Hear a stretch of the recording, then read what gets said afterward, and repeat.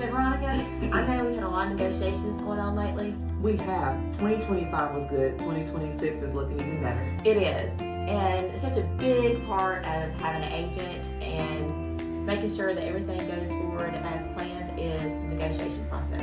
Yes. After you found location, you better be able to negotiate. Amen. But are we negotiating trying to lowball or trying to disrespect someone? Never. I had an agent tell me once, she was sitting on the other side of the table, she said, I want a fair process. And that's exactly what we want. We're not trying to lowball. We don't want to take anyone's shirt off of them at the closing table or anything like that. We want everyone to come out feeling like they got a good end of the deal. You want to make sure that your client has value in that home after the closing. There's no surprises, but it's just a good, fair deal. And that fair deal starts with negotiating the purchase price. It does. You want to look at comps, and a lot of times we kind of know that value just from seeing multiple homes. That's why it's so important to have a local realtor. A local realtor knows the local market. We know the value. It is. After purchase price, closing costs. Closing costs is negotiable, and sometimes the seller's not willing to negotiate that. That's true. But the buyer needs it paid for, so you can roll that into the purchase price as well. And so another part of the negotiation process in that beginning stages is furnishings. Do you need furnishings included? You know, with us being here in the Northeast Georgia mountains and we have so many cabins, it's common that people sell cabins furnished. Yes, people want that turnkey rental, and furnishings are part of that. What about the next step? Something else in negotiating in the beginning stage? Some people don't realize that they can negotiate due diligence. You send in an offer and you may want 10 days, but the other party says no, 10 is too many days. How about 7 days? Right, if you have multiple offers, you want to negotiate that due diligence period. What about a post-occupancy? What if someone's buying and selling at the same time and they need a couple of days to move out after the closing? Sometimes that seller is willing to negotiate that post-occupancy for the buyer. Now it's inspection. So during inspection, Veronica, is the goal just to get that property just as cheap as we can and lowball someone again? No, we do not want to do that. We've already talked about that. Sometimes the negotiating for the inspection is about service. You want to make sure that you are pleased with the home you have and the expectations are met. The inspection report determines that you need new electrical done. Well, maybe the seller's willing to take care of the electrical issue.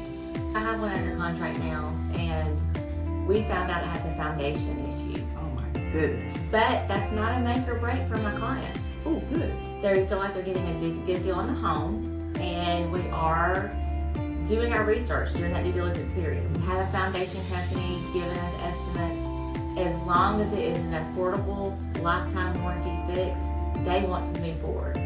But the goal was to make sure that they're comfortable with that and there's value in that home after the fix. After they pay the price that they're paying, after they put the money into the repairs, we still want to make sure that my client has a great value there before we go to the closing table. Now that we've discussed some of those opportunities, let's talk about the appraisal.